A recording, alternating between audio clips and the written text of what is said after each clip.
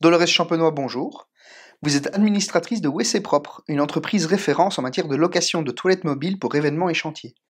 Oui, bonjour. Donc en fait, Olivier, mon mari et moi sommes à l'origine de la société WC Propre. Donc on travaille tous les deux, tous les jours ensemble, chacun notre tâche. Et comment WC Propre est la référence, enfin votre partenaire en location et entretien de sanitaires portables pour les événements et les chantiers. Aujourd'hui, on va vraiment parler à la personne qui se cache derrière la fonction, et c'est ça qui va nous intéresser, c'est votre passion. Et vous, ce qui vous passionne, c'est le faste de la noblesse. Oui, en effet. Ce que j'aime en fait dans la noblesse, c'est toutes les belles choses qu'on peut y voir, donc les belles tenues, les belles robes, les belles voitures, mais aussi les châteaux. Et d'où vous vient cette passion? Cette passion me vient en fait depuis que je suis petite. En fait, mon papa était garde-chasse pour des familles nobles. Ma maman, elle, s'occupait de servir au repas de chasse et s'occupait aussi de repasser le linge, l'entretien du linge. Et moi, donc, à partir de l'âge de 12 ans, j'ai été amenée à faire du babysitting pour ces gens nobles qui habitaient dans un château. Et donc, nous, on habitait une maison dans le parc de ce château. Et donc, très vite, voilà, j'ai vu comment ces gens vivaient. Et j'ai pu, enfin, j'étais vraiment, je les accompagnais partout, quoi. Je les accompagnais en vacances, je les accompagnais quand ils allaient à des mariages aussi pour m'occuper des enfants. Et donc, c'est de là vraiment que vient ma passion. Aujourd'hui, au quotidien, comment est-ce que ça se matérialise? Alors se matérialiser, bah oui, j'aime bien aller, m'acheter des beaux vêtements, voilà, par exemple, allez, j'aime bien m'acheter des choses chez Buissonnière, qui est un magasin, qui est fournisseur, de la cour royale. Enfin, il y a des choses comme ça, voilà, que j'aime bien m'acheter. Mais aussi, enfin, si on peut parler de matérialiser, ce qui, m'a apporté, enfin, s'il y a une valeur, qui a été apportée par rapport à mon expérience, je trouve, c'est le respect. Allez, quand on était petite, justement, le fait de côtoyer ce milieu avec ma sœur, ben, quand on voyait les patrons de mes parents, on devait dire bonjour en donnant la main. C'est bonjour monsieur, bonjour madame. Et donc on a été vraiment élevés dans un respect comme ça. Enfin aussi le fait que eux respectent aussi fort leur personnel. Je me souviens quand on était petite, bah, par exemple, allez, le patron de mon papa lui prêtait sa grosse voiture de luxe pour aller dire bonjour à ma grand-mère. Parce que voilà, mon papa n'aurait jamais su s'offrir une voiture comme ça.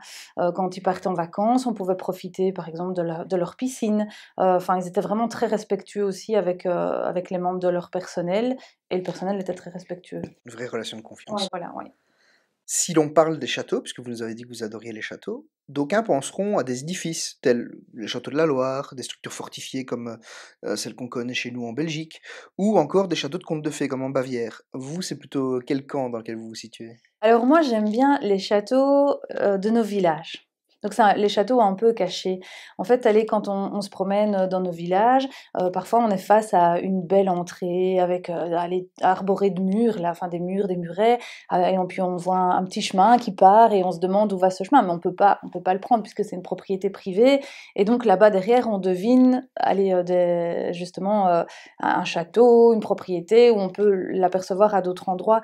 Et c'est ça, moi, qui me fascine, c'est de voir ces châteaux et en même temps de me dire que il y a des personnes qui vivent dedans, qui habitent dedans, et alors allez, comment c'est aménagé, enfin toutes les belles choses, quoi. C'est vraiment ça le mystère un petit peu du fait que ça soit allez, unique, privilégié, voilà. Alors vous parliez des gens qui vivent dans les châteaux, hein, les châtelains. On peut être châtelain sans titre de noblesse, on peut être un noble sans château. Mais quel qu'il soit, aujourd'hui le propriétaire de château, il est souvent confronté à des difficultés dans la gestion et l'entretien de ce dernier. Il est notamment question de notre patrimoine aussi. Oui, oui, donc en effet, les châteaux, allez, en Belgique ici, bah, donc ils font partie de notre patrimoine et de notre histoire, et donc c'est très important, je trouve, justement, qu'on les entretienne pour, les préserver, le plus possible. Et c'est vrai que, bah, oui, les châtelains doivent être vraiment, enfin doivent, se débrouiller pour pouvoir, les entretenir, en effet, et ça doit être vraiment une organisation et ça doit représenter un coût. Et justement, cette débrouille et cette réalité qu'ils connaissent aujourd'hui, ça les pousse parfois à entreprendre. Oui, bah, allez, donc s'occuper d'un château et d'une propriété, je pense que oui, derrière, justement, c'est vraiment une petite entreprise où justement on ne se rend pas compte, mais qu'il y a du personnel, derrière, des femmes de ménage, des jardiniers, toutes des personnes pour entretenir. Et je pense aussi quand on parle d'entreprendre, pour, les châtelains, je pense aussi qu'ils utilisent, qu'ils exploitent aussi leur patrimoine. Allez, par exemple, dans la région de Beaumont, il y a un château où je sais qu'ils ont, créé un vignoble avec les terres autour du château. Il y en a d'autres, hein, dans la région.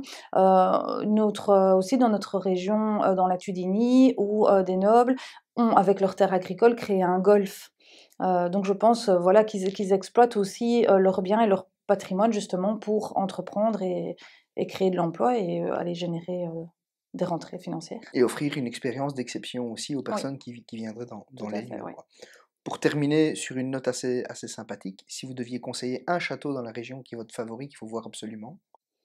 Ah alors, mon château préféré, beh, moi j'aime bien, le château de Wonsoul, qui est dans la région de Huy, c'est la commune de Vinalmont. C'est mon château personnellement préféré, voilà. On invitera tous nos spectateurs à aller voir de quoi ils retournent. Merci beaucoup en tout cas pour ce temps que vous nous avez accordé. De Et à rien, bientôt dans un château. peut-être. Merci. Merci.